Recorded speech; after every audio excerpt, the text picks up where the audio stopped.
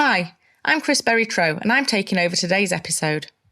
Here at Link Group, we recently had the honour of sponsoring the IPO forum at London Stock Exchange. This event was an opportunity for hundreds of UK and international private companies considering a possible IPO here in London, the chance to get together and share insights and learnings from the key players in the capital markets community. As part of this, my team were invited into the London Stock Exchange studios to discuss IPO trends and more.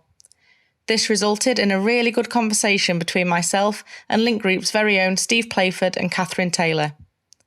So without further ado, I'm now going to hit play so you can listen back to our session and what we had to say.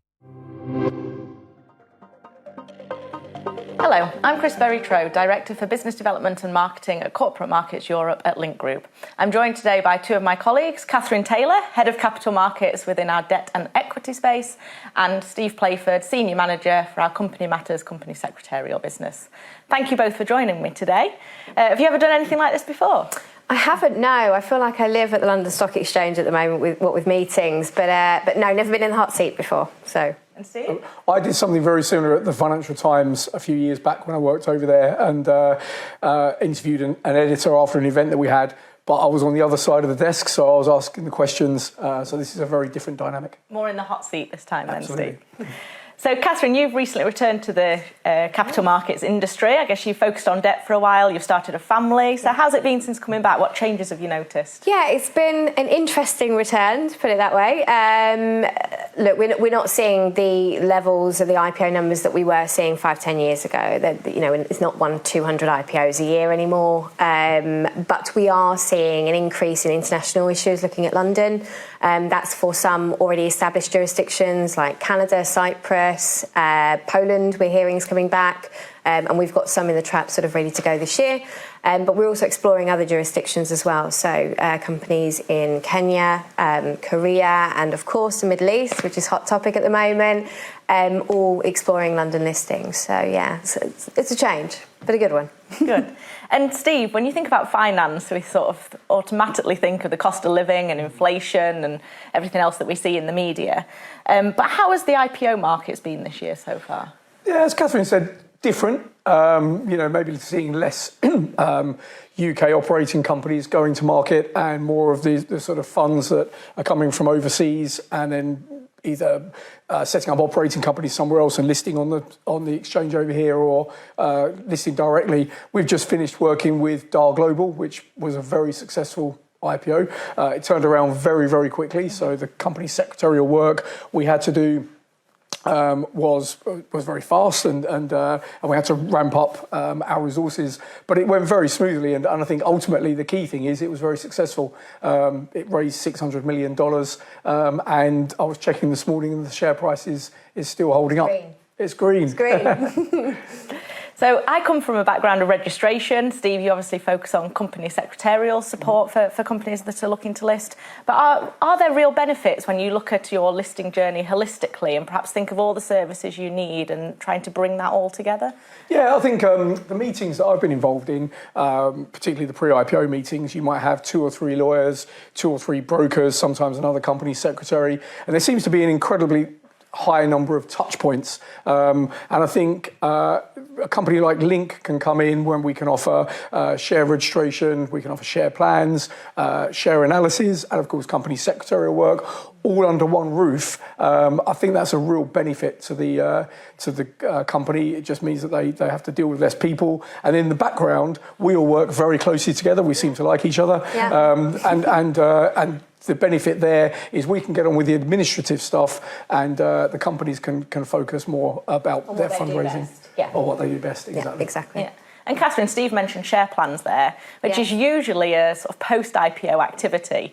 But where we are at the moment, we've obviously got a lot of strike action, people suffering with the cost of living, looking for higher increases in their salary.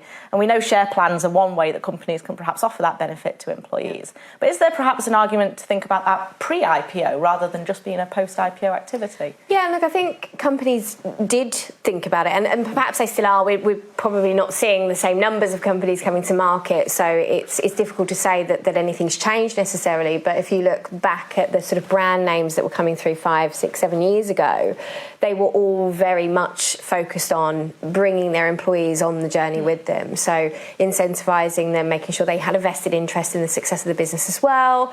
Staff retention is improved, you would say, if they have an ownership in that business. So yeah, absolutely, they should be thinking about it in the lead up to a listing.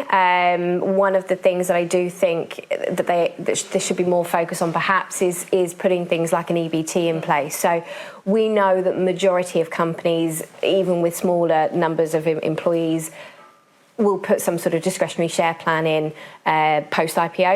So thinking about warehousing those shares in, at IPO with a view that the share price hopefully is only going one way means that, they are sort of well covered for when they vest. Yeah. And Steve, going back to sort of your area of specialism, obviously compliance, regulation, being a listed company, that can be quite onerous or maybe perhaps quite daunting at times. What would be your advice to a company looking to list, and what's maybe coming down the track from a compliance and governance point of view? So yeah, it's an interesting one because I do think that a lot of companies that are thinking of listing are often put off by the amount of regulation. And of course, by becoming a listed company, you do have to do a lot more reporting. You have to put in place more internal controls. So I think, I can understand why it does look a little bit daunting and it's different to being a private company. But I think if you're a well-run private company, when you do list, you probably won't notice much of a difference. Talking to the FRC, it's all about making sure that companies that are listed are well run. And I think that's really important. So they're not looking to trip anybody up. They're just trying to make sure that people's money is safe because people are starting to invest in these companies. So I personally think that the things that the FRC do, and of course there's a new corporate governance code coming out this year, first one for 5 years. Again, it'll be about better reporting, about putting better internal controls in place, and just making sure that companies are better run, but they're not completely onerous, and it's all done on Comply or Explain. So I don't think that companies should be put off of listing by the compliance and regulation if they're well run. Okay, thanks, Steve. So I guess the general sentiment is the markets are a bit quiet at the moment, picking up. We're perhaps seeing some of the green shoots of spring. We've had more IPOs this year than we sort of had for the whole of last year, or we're on track for that. Yeah. But what would you sort of recommend to companies in terms of that anticipated bounce back at the end of the year? Should they be getting their ducks in a row now? Yeah, absolutely. And I think to Steve's point, actually, even as a private company, getting some of these disciplines in place with company secretaries. We know an AIM company, for instance, you likely will have a general counsel who's straddling multiple roles, and plugging in some of these solutions in the lead up to a listing early doors just means you're going to hit the ground running when you are ready to go, when the markets do recover sufficiently. But yeah, absolutely. Look, as you say, we saw 12 IPOs in the whole of last year. We've seen 9 so far, I think, this year, almost half of those in the last 10 days. It's looking promising. We are yet to see the levels that we used to, but it is looking promising. We know from the discussions we're having, the talks we're having around the market with advisors, there are companies in the traps waiting. Q3, Q4, Q1 next year, watch this space.